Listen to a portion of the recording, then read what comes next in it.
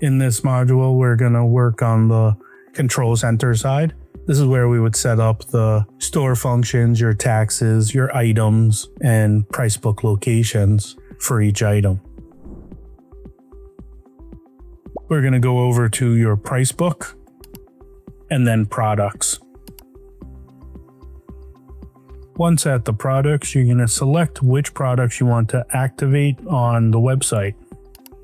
When selecting each product, you'll notice that there is an e-commerce tab on the top of each of the products. That's where we're going to work in. One piece to keep in mind is for the store pickup option, it will utilize the pricing of the zone that this store is located in. Select the e-commerce tab, and you have several buttons. By default, the available in e-commerce will be off. You want to activate it or turn it on.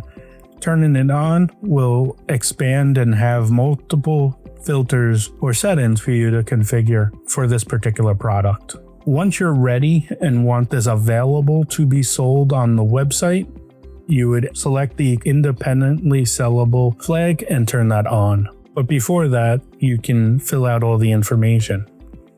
Under basic information, your online title will display for the consumer to read the name of the product. If nothing is filled out here, under the details tab, the name of the product that you have listed here is what will display. Sometimes you have this as a merchant-friendly name and not a consumer-friendly name. This field gives you the opportunity to have something filled out that is customer-friendly. And that is the control center section of the FTx Commerce module.